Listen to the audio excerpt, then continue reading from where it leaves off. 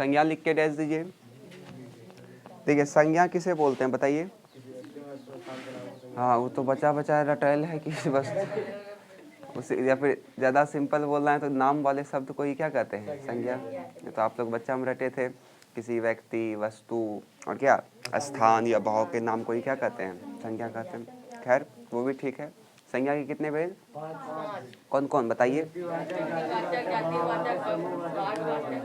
देखिए व्यक्तिवाचक संज्ञा किसे बोलते हैं, जिससे किसी खास व्यक्ति का बोध हो उसी को हम लोग क्या बोलेंगे, व्यक्तिवाचक। जो एक ही हो उसको हम लोग क्या बोलेंगे, व्यक्तिवाचक। जैसे ताजमहल कई गो है दुनिया में, तो वो क्या हो जाएगा, व्यक्तिवाचक। जैसे पूछ देंगे हम आपसे महात्मा गांधी कई गो है, तो क्या हो जाएगा, व्यक्तिवाचक। जैसे हम आपसे पूछ देंगे कि हाँ नरेंद्र मोदी, तो ये भी क्या हो जाएगा, व्यक्तिवाचक। समझ में आया बात।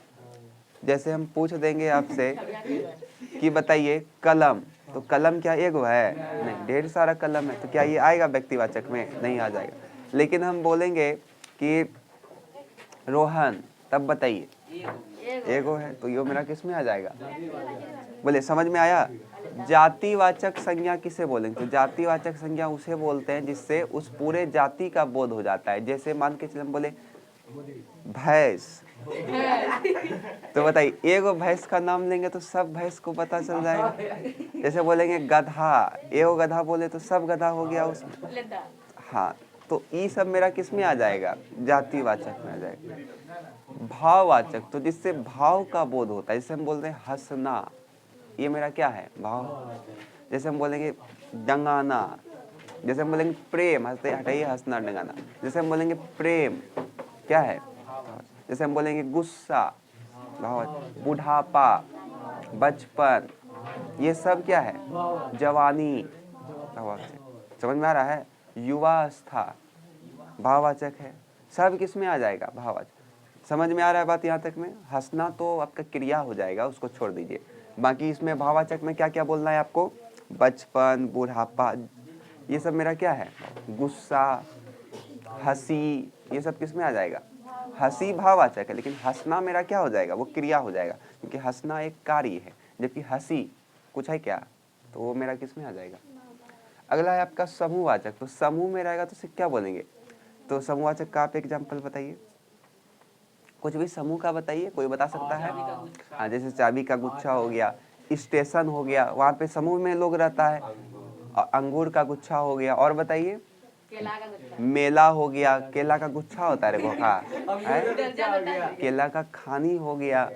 ये सब किस में आ जाएगा, समूहवाचक में आ जाएगा। जैसे मतलब हवाई अड्डा, हवाई अड्डा, हवाई अड्डा समूह, हवाई अड्डा में बहुत सारा आदमी रहता है वहाँ पे। द्रव्यवाचक में जिसको आप नाप तोल सकते हैं उसी को क्या बोलते हैं, द्रव्यवाचक। जैसे बताइए, आलू प्याज। अच्छा बताइए पानी, पानी जो है वो क्या मेरा द्रव्यवाचक है, नहीं है, पानी नापते नहीं है। दूध मेरा द्रव्यवाचक है, समझ में आया, भारी था या आसान था। अब हम एग्जाम्पल से पूछ लेते हैं, अगर बता दिए तो समझेंगे, क्लियर है संज्ञा क्या। हाँ चलिए बताइए आप हमको, कुत्ता क्या है, जातिवाचक। जैसे हम बोलेंगे सोहन, व्यक्तिवाचक, बहुत अच्छा। जैसे हम बोलेंगे मेला, भीड़, किताब, हाँ रामायण, वाल्मीकि, वाल्मीकि नाम है, व्यक्तिवाचक। संस्कृत का किताब, जैसे हम बोलेंगे लाल किला, लाल किला व्यक्तिवाचक। समझ में आया, तो बोलिए दिक्कत है यहाँ तक में किसी को। तो संज्ञा में सब क्लियर है। तो पहले आप लोग व्यक्तिवाचक लिखे, उसमें डैश दे के लिखिए, व्यक्तिवाचक में डैश दे के लिखिए। राम, राम, ताजमहल, लाल किला, लाल किला क्या बोलता है, हाँ लाइव चल रहा है, लाल किला,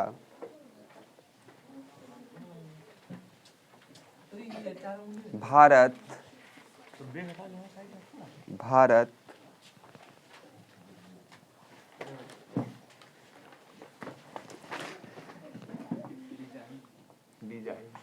जाए।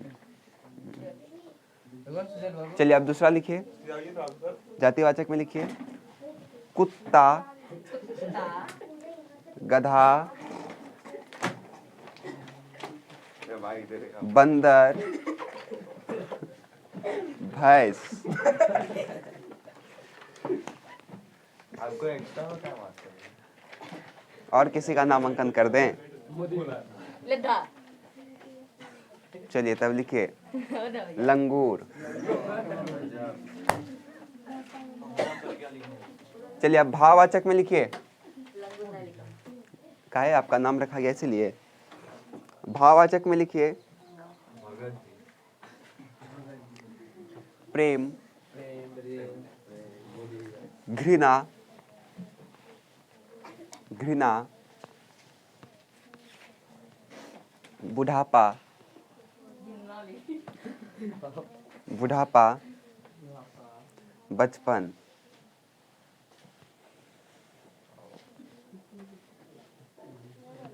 बचपन। चलिए अब अगला लिखिए समूहवाचक। समूहवाचक में डैश देके लिखिए भीड़, भीड़, मेला,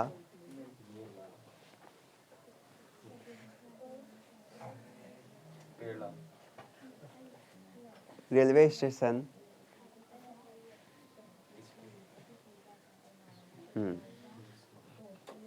चलिए अगला लिखिए द्रव्यवाचक। द्रव्यवाचक मतलब जिसको ना पा जाए। लिखिए पानी, चावल,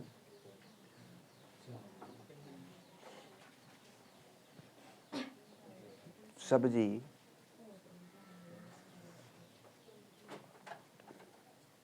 क्लियर है। चलिए अब लिखिए संज्ञा ए सर्वनाम। तो सर्वनाम हम लोग किसे बोलते हैं? तो जो संज्ञा का भेद बताए उसी को हम लोग क्या, जो संज्ञा का विशेषता को बताता है उसी को हम लोग क्या बोलते हैं? सर्वनाम कहते हैं। सर्वनाम कितने प्रकार के? 6 प्रकार के। कितने प्रकार के? 6। देखिए कौन कौन? पुरुषवाचक, निश्चयवाचक, अनिश्चयवाचक, संबंधवाचक, निजवाचक और आपका प्रश्नवाचक। एक एक करके हम एक एक करके समझ लेंगे, कहानी खत्म हो जाएगा। सर्वनाम में सबसे पहले आपको समझना है पुरुषवाचक। तो जो स्त्री और पुरुष के बदले आता है शब्द उसी को हम लोग क्या कहते हैं? पुरुषवाचक। पुरुषवाचक भी 3 प्रकार के। पहला आपका उत्तम पुरुष, दूसरा आपका मध्यम पुरुष और तीसरा आपका अन्य पुरुष। उत्तम पुरुष किसे बोलेंगे? तो जो बोलेगा या जो लिखेगा उसी को हम लोग क्या बोलेंगे? उत्तम पुरुष। जैसे मैं, हम, ठीक है, खुद पे आना चाहिए वो। मध्यम पुरुष मतलब जो सुनेगा वो किस में आ जाएगा? मध्यम पुरुष। जैसे तुम, ये किस में आ जाएगा? मध्यम पुरुष में। तू किस में आ जाएगा? मध्यम पुरुष में। अन्य पुरुष में जो सुनेगा उसी को हम लोग क्या बोलेंगे? अन्य पुरुष। जैसे क्या हो जाएगा बताइए? या, वह, वे, ये सब किस में आ जाएगा? अन्य पुरुष में आ जाएगा। जैसे अभी हम बोल रहे हैं तो कौन पुरुष? उत्तम पुरुष। अभी हम बोल रहे हैं तो कौन पुरुष? उत्तम पुरुष। आप लोग सुन रहे हैं तो कौन पुरुष? अन्य पुरुष। आप लोग सुन रहे हैं कौन पुरुष? भाई बोका। आप लोग सुन रहे हैं कौन पुरुष? मध्यम पुरुष। हम इस सर्वनाम के बारे में बोल रहे हैं तो ये कौन पुरुष? अन्य पुरुष। जो बोलेगा या जो लिखेगा वो कौन पुरुष? उत्तम पुरुष। जो सुनेगा वो कौन पुरुष? जो जिसके बारे में बोला जाएगा वो कौन पुरुष? अब समझ, जैसे हम बोलेंगे राम एक बहुत अच्छे व्यक्ति हैं। पहले सुन लीजिए। राम एक बहुत अच्छे व्यक्ति हैं, उनकी पत्नी का नाम सीता है, उनके 2 पुत्र लव और कुश हैं। ठीक है, हमने बोला तो अभी हम कौन सा पुरुष? उत्तम पुरुष। आपने सुना कौन सा पुरुष? राम के बारे में हमने कहा तो वो कौन पुरुष? अब समझ में आया कि नहीं आया? क्लियर है।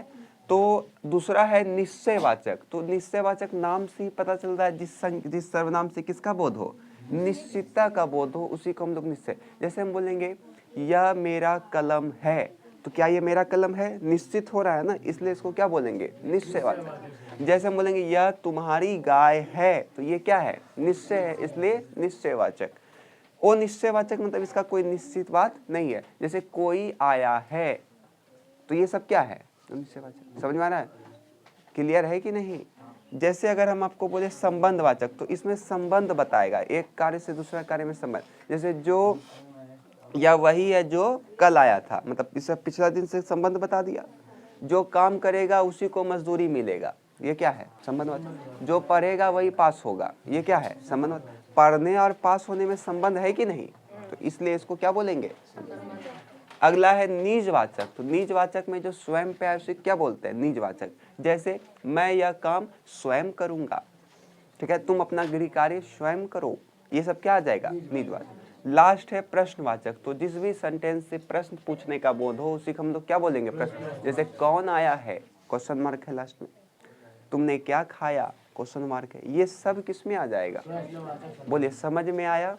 तो सर्वनाम भी हम लोग का खत्म हो गया। देखिए, पहले 2018 के पहले डिफिनेशन पूछता था, लेकिन अब डिफिनेशन पूछता है नहीं। तो डिफिनेशन को लिखा करके टाइम वेस्ट करने से अच्छा है कि एग्जाम्पल दिखाते चले। डिफिनेशन तो सबको समझ में आ गया ना, बाकी जब भूलिए वीडियो देख करके अपना लिख लेना। चलिए लिखिए, तब पहला लिखिए। अगर ऑब्जेक्टिव आएगा कि संज्ञा सर्वनाम का संज्ञा का जो विशेषता बताता है उसे क्या कहते हैं? सर्वनाम कहते हैं। चलिए ये सब तो यादें है। पहला लिखिए पुरुषवाचक, इसमें तीनों लिखिए। इसमें लिख देते हैं ब्रैकेट में, ये बोलने वाला, ये सुनने वाला, और ये हो जाएगा आपका जिसके बारे में बोला गया।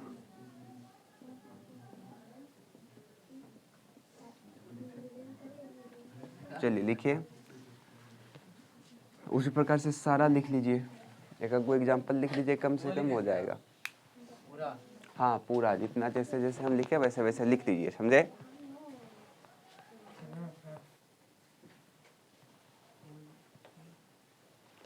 चलिए हम लोग सर्वनाम, संज्ञा ये पढ़ चुके। अब हम लोग क्या पढ़ेंगे? विशेषण।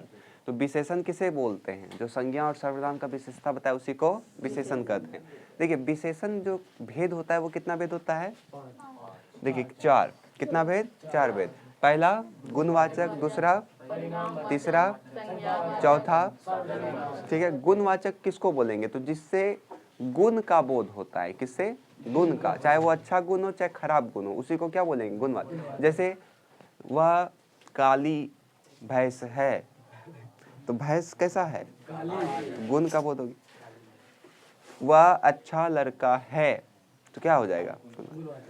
समझ में आ रहा है ना? वह बदमाश लड़का है, बदमाश भी तो उसका गुण है, लेकिन खराब गुण है, तो वो क्या हो जाएगा? समझ में आ गया? गुणवाचक। जिससे गुण का बोध हो उसे क्या बोलेंगे? गुणवाचक। परिमाण मतलब होता है संख्या, मतलब थोड़ा सा परिमाण हो उसमें। जैसे बोलते हैं थोड़ा पानी, तो कुछ परिमाण है ना। जैसे हम बोलेंगे आपका कुछ अनाज, तो कुछ संख्या का बोध हो रहा है, मतलब परिमाण का बोध हो रहा है, तो ये आपका किस में आ जाएगा? परिमाण बोधक सर्वनाम विशेषण। क्लियर है? जैसे हम बोलेंगे मेरे लिए थोड़ा सा पानी लाओ, तो बताइए कौन सा विशेषण है ये? संख्यावाचक। तो संख्यावाचक में नाम से ही पता चलता है इसके आगे क्या आएगा? संख्या। जैसे 8 लड़के हैं तो संख्या, 12 लड़के हैं संख्या। जैसे हम बोलेंगे कुछ लड़कियां हैं, तो कुछ क्या है? मैं कुछ देर में आ रहा हूं, तो कुछ देर क्या है? सार्वजनिक विशेषण। तो जो सर्वनाम संज्ञा के पहले आ जाए उसी को हम लोग क्या बोलते हैं? सार्वजनिक। जैसे वह लड़की आ गई, तो लड़की मेरा क्या है? संज्ञा, और संज्ञा के पहले देखिए क्या आ गया? सर्वनाम। तो ऐसा सब सेंटेंस दिखेगा तो समझ जाइएगा वो कौन है। इसमें यहाँ से क्वेश्चन आएगा कि पूछेगा बताइए अपराध का विशेषण क्या होगा? बताइए, आप लोग को पता होगा। अपराधी, बहुत अच्छा। उपयोग का उपयोगी, ऊपर का ऊपरी, नीचे ये अपोजिट है क्या? ईमानदार, ईमान का ईमानदारी या फिर ईमानदार। घमंड का घमंडी, धर्म का धार्मिक, चमत्कार का चमत्कारी, पशु का पाश्विक, पशु का पाश्विक, और समाज का सामाजिक, इतिहास का ऐतिहासिक। बस इसी का थोड़ा सा बदलेगा, ऐतिहासिक। फिर बताइए शरीर का शारीरिक, और विज्ञान का वैज्ञानिक। तो आप लोग इसको ऑप्शन देख के आराम से कर लीजिएगा, इसलिए ज़्यादा इसमें दिमाग लगाना है नहीं। समझ में आया? क्या ऑप्शन देता? मान के चलिए इतिहास है, 4 गो ऑप्शन देता, इतिहासी, इतिहासा, ऐतिहासिक, तो किसमें टिक करते हैं? ऑप्शन से ही आप लोग कर दीजिएगा। तो ये विशेषण में दिक्कत है किसी को? आइए आप क्रिया में, तो क्रिया किसे बोलते हैं बताइए? काम करने को ही हम लोग क्या बोलते हैं? क्रिया कहते हैं। कितना बोध उसका? 2 भेद, पहला दूसरा सकर्मक। अकर्मक क्रिया किसे बोलेंगे? तो जिसमें कर्म नहीं हो, फल ऑटोमेटिक मिल जाए, उसे क्या बोलेंगे? कर्म। जैसे हम बोलते हैं कि मैं दौड़ा, मैंने दौड़ा, तो बताइए क्या इसमें कुछ कर्म है क्या? फल है कि मैंने दौड़ा, या मैं वहां पहुंचा, मैं वहां पहुंच गया बिना कर्म के। जैसे वह रोता है, रोता है तो उसका क्या है? फल है। कर्म होता कि डंगाते तब वो रोता, लेकिन बिना उसको कर्म का ही फल मिल गया है कि वह रोता है।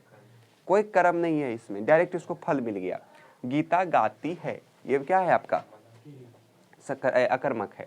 सकर्मक मतलब जिस क्रिया में कर्म प्रभावित होता है उसी को हम लोग सकर्मक बोलेंगे। जैसे श्याम पुस्तक पढ़ता है, आपका प्रभावित हो रहा है। जैसे तुमने एक सुंदर कविता लिखा, तो कर्म मेरा प्रभावित हो रहा है, कविता लिखा लेकिन सुंदर कविता लिखा। समझ में आया? तो यहाँ तक हम लोग का क्रिया खत्म हो गया। तो जल्दी से आप लोग इसको उतार लीजिए, उतार लीजिए।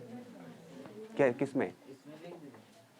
अच्छा इसको लिख दे, नहीं अपने से लिखिए। अपराध का अपराधी, उपयोग का ऊपर का, बोलिए हैं? ऊपरी, ईमान का, घमंड का, धर्म का, चमत्कार का, पशु का, पाश्विक। क्या हो जाएगा? पाश्विक। समाज का, शरीर का, विज्ञान का, हो गया। लिखिए।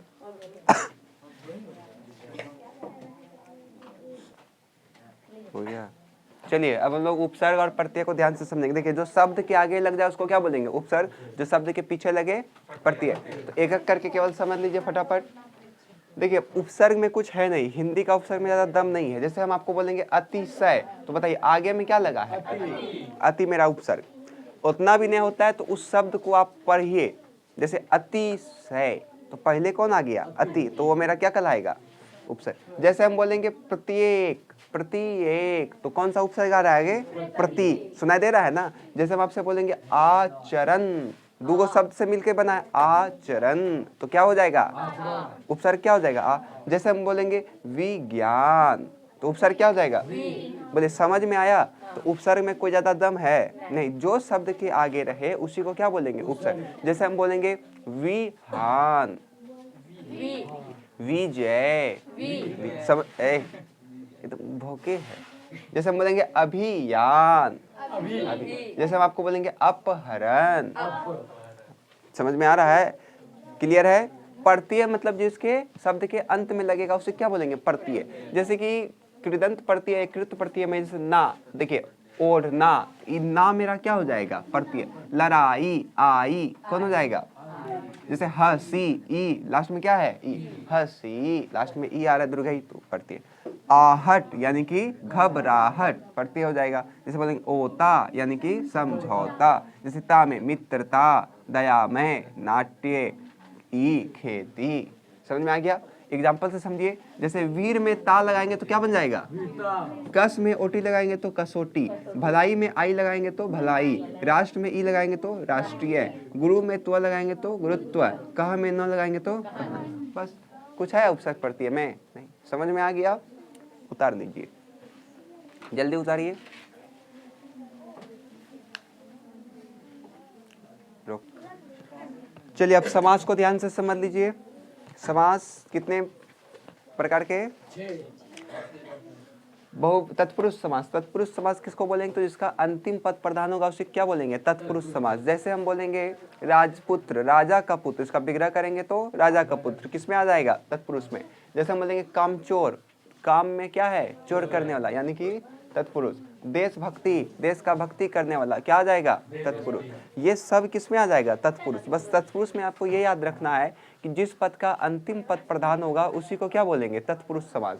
जैसे राजपुत्र, कामचोर, देशभक्ति, सभापति, राजभवन, धर्मवीर। समझ में आ गया? दूसरा है कर्मधारय समास, तो जिसमें विशेषण और विशेष्य का संयोग होता है उसी को हम लोग क्या बोलते हैं? कर्मधारय। जैसे विशेषण समझ रहे हैं सब, विशेष से मतलब होता है जो विशेषण का भी विशेषता बता देता है उसी को विशेष से कहते हैं। जैसे हम बोलेंगे महाकवि, एक तो वो कवि है, वो उसका विशेषण है, लेकिन कवि में भी वो महान है, यानी कि क्या हो गया, कर्मधारी हो गया। जैसे हम बोले कि नर रत्न, नर है वो, लेकिन उसमें भी वो कैसा है, रत्न के तरह है, इसी को बोलेंगे कर्मधारी। जैसे हम बोलेंगे सज्जन, सतजन, जन है लेकिन सत्य जन है। धन घन श्याम, श्याम तो है भाई क्या, लेकिन घन है वो। लौह पुरुष, पुरुष है, उसका वो विशेषण है, उसमें भी वो कैसा है, लोहा के तरह है। समझ में आ गया, लोहा के समान पुरुष। कमल नयन, उसका नयन कैसा है, कमल के तरह है। आँख कैसा है, नर सिंह, नर है किसके तरह, सिंह के तरह। बहुवीरी मतलब होता है जिसका कोई पद प्रधान नहीं होगा, जिसका अर्थ कुछ और ही निकलेगा। जैसे बिना पानी, सरस्वती माँ को कहते हैं चक्र पानी, या फिर चक्र पानी, जिसके हाथ में चक्र है, किसको कहते हैं, विष्णु जी को कहते हैं। समझ में आ रहा है ना। 10 मुख किसको कहते हैं, रावण को कहते हैं। ठीक है यहाँ तक में, तो उसी को हम लोग क्या बोलेंगे, बहुब्री। अंतिम 3 बचा, उसको समझा जाए ध्यान से। द्वंद्व समास मतलब दोनों पद उसका प्रधान होगा। जैसे पिता पुत्र, दोनों पद आपका क्या है, प्रधान है। जैसे बोल देंगे भला बुरा, दोनों प्रधान है। अच्छा खराब, दोनों प्रधान है। रात दिन, दोनों प्रधान है। गौरी शंकर, दोनों प्रधान है। राम सीता, दोनों प्रधान है। इसी क्या बोलेंगे, द्वंद्व। द्विगु मतलब जिसका पहला पद संख्यावाचक विशेषण हो। जैसे बोलेंगे हम नव रत्न, नव मतलब 9, चवन्नी 4 आना, त्रिनेत्र 3, पंच देखिए 5 आ रहा है ना, पंचमुख, पसेरी 5 किलो बोलते हैं, चौराहा 4 को, ये सब में नंबर आ रहा है ना, इसको क्या बोलेंगे। जिसमें अवयव आएगा वो क्यों ना जाएगा, अवयवी भाव समास। जैसे क्या हो जाएगा, यथा संभव, तो यथा मेरा क्या है, अवयव है। प्रति एक, तो प्रति मेरा क्या है, अवयव है। बेखबर, बेरहम, यथा संभव, भर पेट, प्रत्येक, ये सब मेरा किस में आ जाएगा, अवयवी भाव। समझ में आया। अब हम लोगों का समास खत्म हो गया, क्लियर है। तो यहाँ तक आप उतार लीजिए फटाफट। चलिए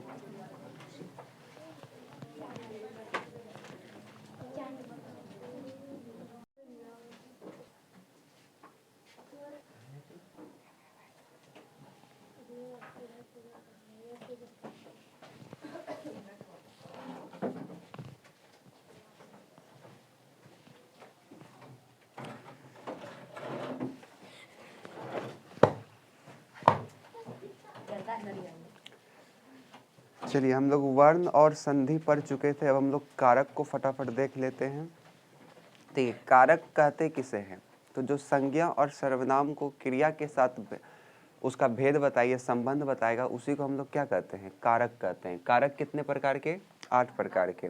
एक बार केवल पढ़ लेना है ताकि इसका याद हो जाए आपको। बोलिए, कर्ता ने कर्म को करण से संप्रदान के लिए अपदान से संबंध का के की अधिकरण में पर संबोधन है। अरे देखिए, आपके एग्जाम में इसका डिफिनेशन पूछता है नहीं, तो डिफिनेशन झूठ का याद करके कोई फायदा है नहीं। बस कारक का डिफिनेशन आपको याद रखना है कि जो संज्ञा और किसी भी वाक्य में अगर संज्ञा और सर्वनाम है, तो उस संज्ञा और सर्वनाम का जो क्रिया के साथ विशेषता बताएगा, भर्व के साथ जो विशेषता बताएगा, संबंध बताएगा, उसी को हम लोग क्या कहते हैं, कारक कहते हैं। यहाँ तक में समझ में आ गया। अब जैसे आपको हम बताएं कि कारक कितने प्रकार के होते हैं, 8 प्रकार के। एक ऑब्जेक्टिव तो यही आ गया कि कारक के कितने प्रकार, तो 8 प्रकार। अब आपके एग्जाम में पूछता है कि बताइए कर्ता का चिन्ह क्या है, तो कर्ता ने। पूछेगा कर्म का चिन्ह क्या है, कर्म को।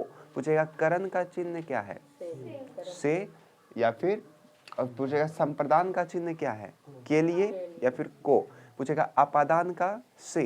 पूछेगा आपका संबंध का के की, आप अधिकरण का, में पर, या फिर पूछ देगा संबोधन का, तो है अरो। बस यही है कारक। आपके एग्जाम में बस पूछेगा, इससे सेंटेंस दे देगा और नीचे आपको अंडरलाइन कर देगा कि पूछेगा कि बताइए कौन सा कारक का चिन्ह है। बस जैसे आप पहला नंबर समझिए कि कर्ता ने, तो कर्ता का चिन्ह क्या है, ने। तो जब भी कोई कर्ता किसी कार्य को करेगा, कर्ता मतलब काम करने वाला, तो वो अपने बगल में कौन सा चिन्ह लेगा, ने। कौन सा चिन्ह लेगा, ने। जैसे आप देखिए, पहला में एग्जाम्पल हम लिखे हैं कि रोहिणी ने साइकिल चलाई। किसने चलाई, कर्ता कौन है यहाँ पे, रोहिणी। तो इसलिए रोहिणी अपने साथ देखिए क्या ली है, ने। रोहिणी अपने साथ क्या ली है, ने। अब जैसे हम लोग लिखते हैं सोहन रोटी खाया, ये सही है, लेकिन इसका शुद्ध रूप हम क्या लिख सकते हैं? अगर कारक से लिखेंगे तो सोहन ने रोटी खाया, क्योंकि यहाँ पे कर्ता कौन है? सोहन। अब सोहन अपने साथ कर्ता का क्या लेता है? चिन्ह लेगा। कभी कभी ऐसा लिखा हुआ नहीं रहता है, नहीं समझ में आए? जैसे बोलते हैं ना, मैंने पानी पिया, तो मैंने आ रहा है ना उसमें ने।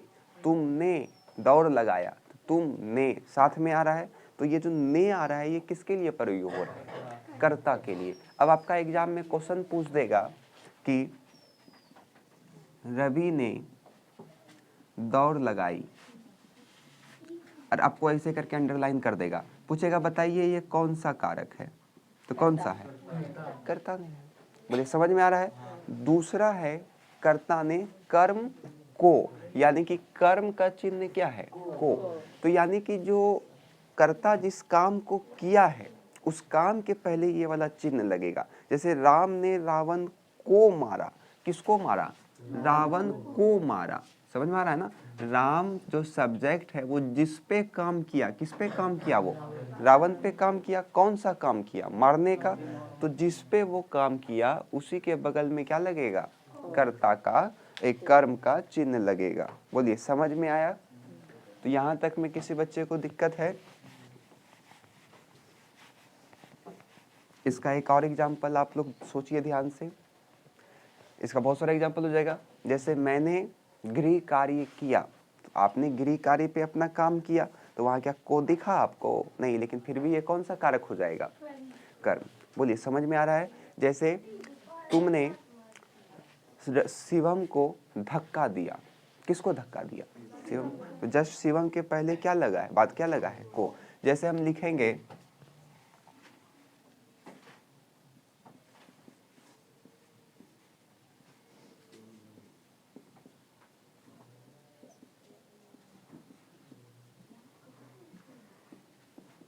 बताइए, सोहिनी ने सोहन को पीटा।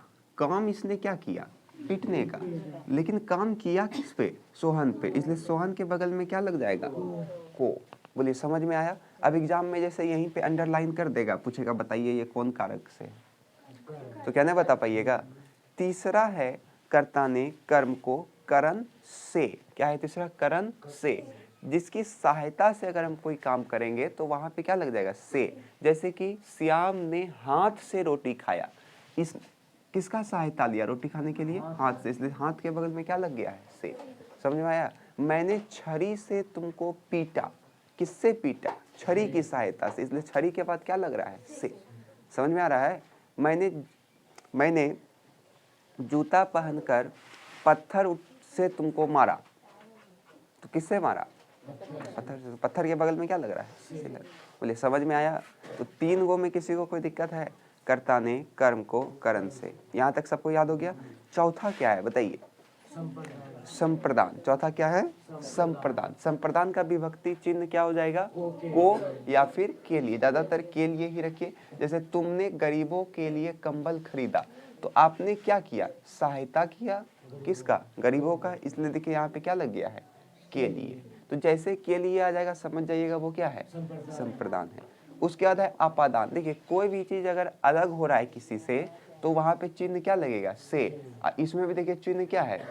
से। तो इसमें हम आपको क्या बताए थे? सहायता।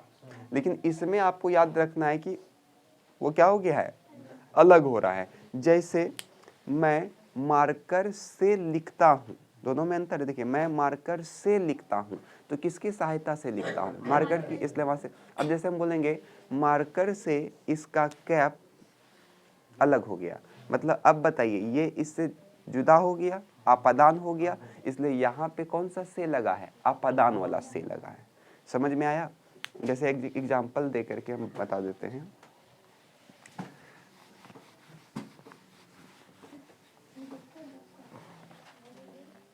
आप बताइएगा हमको इसमें।